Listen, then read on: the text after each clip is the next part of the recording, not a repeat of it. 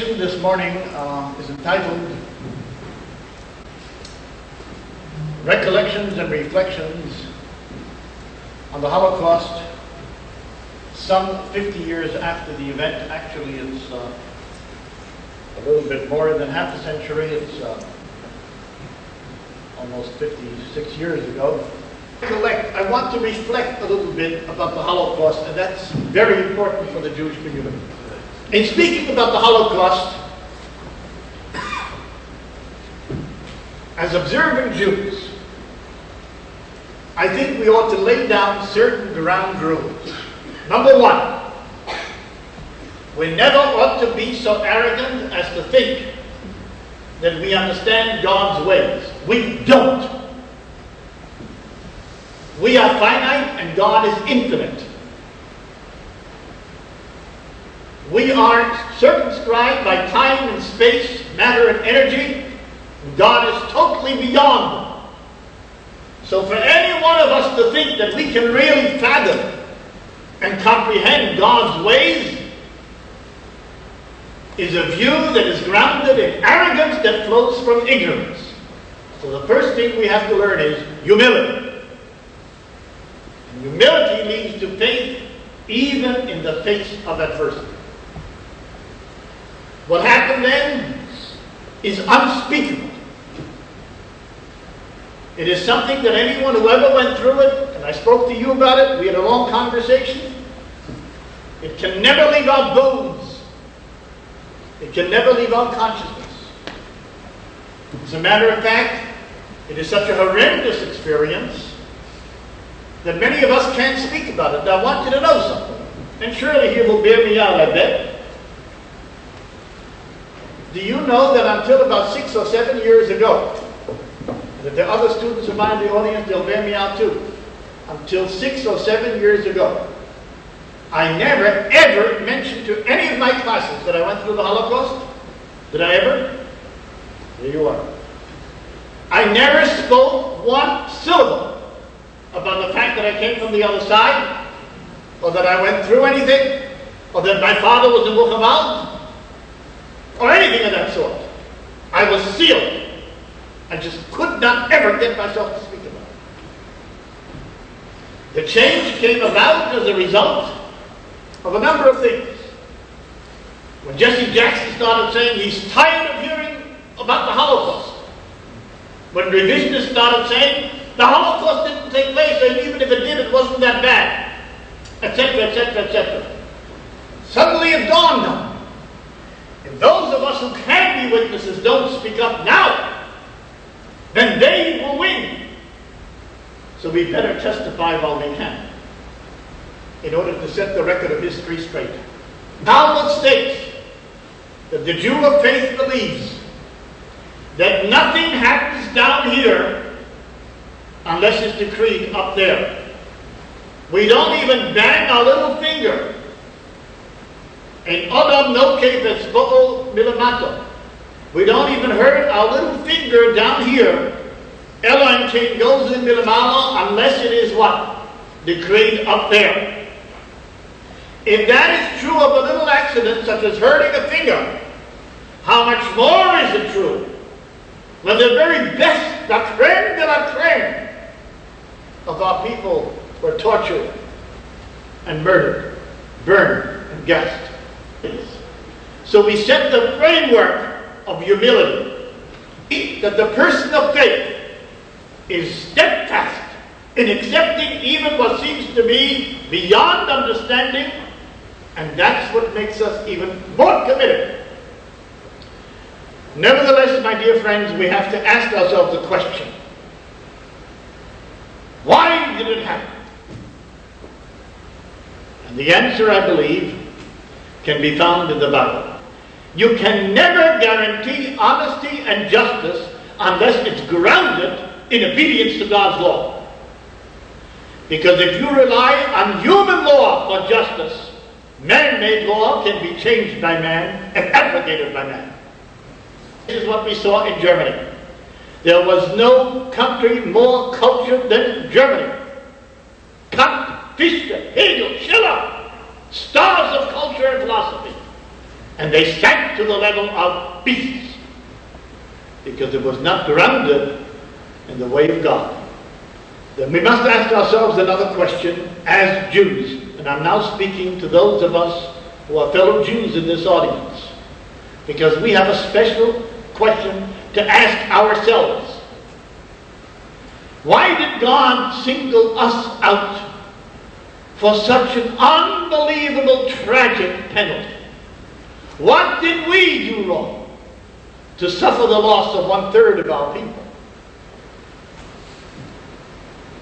The usual answer that is given, and I'm sure many of you have heard it, is there were too many Jews who forsook their religion, and the Holocaust taught them a Jew is a Jew is a Jew, regardless of whether you're observant or you're not.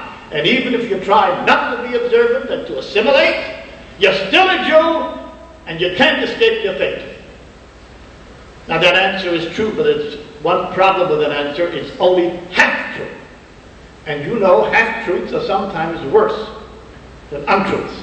Why is it only half true? Because if that were the whole truth, then observant Jews wouldn't have suffered in the Holocaust.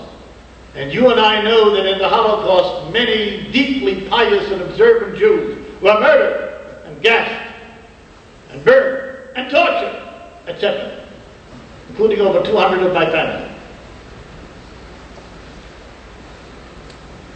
With all due respect, I think that the religious Jewish community did make, with all due respect, one great error there and committed a grave sin. And I think that this may have been a contributing factor to the punishment that was visited upon us. What factor? I submit that there's something very unique about the Jewish religion. And that is the following. We believe very strongly that I must love every other Jew, and that loving every other Jew means literally every other Jew, whether religious or not religious, whether observant or not observant.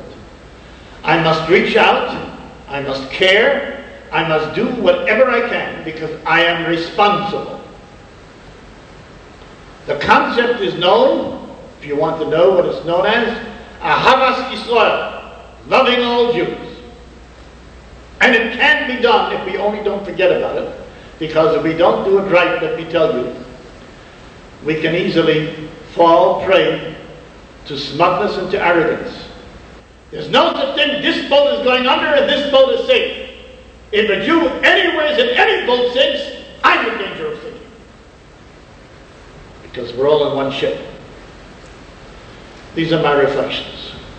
I was a youngster when Hitler came to power. It was 1933 when he became chancellor. And I remember clearly one thing, that my father, Zecher Tzadik Livrocha, which means the blessing of a righteous man should be, the memory of a righteous man should be for a blessing, told my mother and the children at that time, Germany is no longer a place for Jews. We're going to get out, and we're going to get out tonight, and we shall leave everything behind. I don't care about the house, about my business, nothing, we're getting out. And we're just going to wait until they finished celebrating their victory, because they had a big Fackelzug, which means a torchlight parade, and they were singing even then, Heute Deutschland, morgen die ganze Welt. Today Germany, tomorrow the whole world. We were watching behind shutters, frightened like little rabbits. Then when that was all finished, we took the train to Kiel, which was the nearest border city to the city of Strasbourg in France. And unfortunately, we had no visas because we just left with the clothes on our backs. And this I do not remember. It's not in my memory bank. I just know because my family told me. We were apprehended by the French gendarmes, the border guards, arrested for not having visas. And the great French democracy, instead of keeping us as political refugees, deported us back to Nazi Germany, and therefore we were worse off than if we had not tried to flee. Because that was the one crime the Nazis were not going to forgive, that we tried to flee without any money, without any possessions, just to say we don't want to be here anymore. So we had trouble from 1933 on, and I mean major trouble. My parents continually tried to get visas to get us out, all to no success. It was in 1938 that my father and my mother once again made another unsuccessful trip, it turned out, to the city of Stuttgart to try to get a visa for the family. Again, unsuccessful. They were on their way back from Stuttgart. They were in Frankfurt am Main, which was the major city near our city of Fulda, in a Jewish hotel. And that was the night that there was big trouble. You've heard historians date the beginning of the Holocaust from that night. There was Kristallnacht, when all the Jewish stores were shattered and broken into. Later on, all the synagogues were burned, all in that night of punishment, etc., for an assassination. And we 4 kids were home alone, and we received a call from an uncle of mine that the Nazis are moving around town, breaking into homes, looting, and trying to kill Jews. And he advised that we should close the house, close the shutters, bolt it, put out all the lights, and give it sort of the look of an abandoned house, which is what we tried to do. Then, next thing we did, we took a Sefer Torah that my father bought, a very special Sefer Torah. I'll tell you a story about that too. That Sefer Torah survived. I still have it. It's in my study. That's a Torah scroll. And we wrapped it in rags and shvatas, and we hid it in the attic because we were afraid if the Nazis would come in and find it, they would make a bonfire of the Sefer Torah and perhaps with us. We already heard the mob breaking into the Jewish house right next door to us, where family Stern lived. I remember it very well. Luckily they weren't home. And they were yodeling and whatnot. And we thought we were done for. Just at that time we heard the key turn in the door. And who was it? It was the 17-year-old son, Catholic son of the Catholic family that lived on the 2nd floor. The fellow I referred to before, Felix Birkin. When he came in, he saw us whimpering and crying. And of course he asked, what are you whimpering and crying for, etc. And of course it was my younger sister who said, look, what's going on? And that was really interesting. Guess what he said? Ich bin nicht wie all die anderen. I'm not like all the rest. You have nothing to worry about. The Felix is da. He talked of himself in third person. The Felix is here. We didn't know what he was going to do. He went upstairs to the 2nd floor, and about a few minutes later, he calls down, "Kommt mal rauf und passt auf, come up and watch." And there he was decked out in his full Hitler Youth uniform, with, the whole thing, with the swastikas and the cap, the whole business. And like a real dramatic actor, he says, watch me. Looks out the window, and as they get ready to come to our house, that 17-year-old, cool like a cucumber, with poise and aplomb, says to the man, "Hier wohnen keine Saujuden mehr, there are no more swine Jews here. This house is nur von Aryan. This house is only from Aryans. Any damage you will do, you'll be totally responsible for." Why I was privileged to survive, I will not know. I'm sure there are thousands and thousands more who deserved it more than I did. But again, we cannot fathom God's ways. At any rate, my father was in Buchenwald. My mother tried everything to try to get visas. She finally, with bribery, succeeded. I remember memorizing fictitious relationships and everything else. Finally, we have enough, because you see, the American government insisted at that time, the great American government, that nobody could get a visa unless a certain amount of money was deposited in a bank. My father was then told that he would be released from the concentration camp, and he was told to walk through the woods of Weimar to get to the inner city. But he was in no shape. He had lost 80 pounds in the short time he was there. In fact, I can only tell you one thing. When I saw my father the first time after his release, I did not recognize him. And when I asked my mother, "Who's that man?" She said to me, "Du erkennst dein eigenen Vater nicht? You don't recognize your own father?" But it was beyond recognition. I tell you, the face was no face and the eyes were no eyes. He didn't look human. I then said, "I cannot walk." He was wounds all over from the beatings and everything. And he said, "Either you have a car for me to bring me out, or I just stay here." Well, it's lucky he did that. He was the only one who said that. They did put him in a squad car. He did get to Weimar. The other 5 that night who were released and who did not have the guts to say that and who did walk were shot from the observation towers. And the word went out, shot while trying to escape. I want everyone here to know the truth. In my time, the city of Fulda had 33,000 people. Listen carefully, please. 10% of 33,000 would be how much? 3,300. 1% would be how much? 330, right? I'm telling you, there weren't even 1% of non-Jews, not even 330 in that whole city, who lifted a finger to save Jews. The rest either actively or passively participated. The heroes and the saints like the Birkins, Mr. and Mrs. Birkin, and their 2 children. I don't even think we had 33, 1/10 of 1%. And that's part of history, and that should be recorded.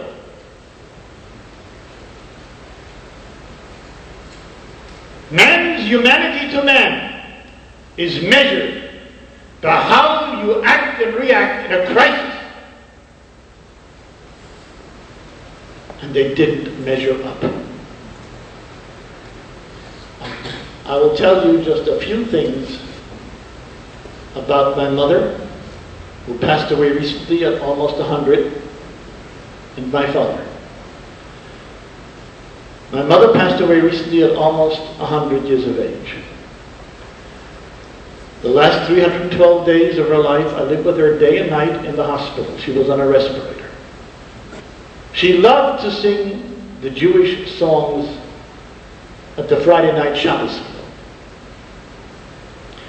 And when I had to put her on the respirator, I stopped singing with her because I knew she couldn't sing anymore because the respirator was hooked up to a trach. So that first Friday night when I didn't sing, my mother said to me, and I had to read her lips, "Why aren't you singing?" And I said to her, "I faked it. I'm not in the mood." She said to me, "You're not in the mood? Come on. You're not singing because you think because I have no voice that God won't hear me. God will hear my lips without a sound better than you with a sound. Sing!" And we sang every Friday night. She moved her lips without a sound, with a smile on her face. That was the kind of people we lost. When she ultimately had to get a feeding tube because it was always starting pneumonia again, I asked her the next morning, "How do you feel, Mommy?"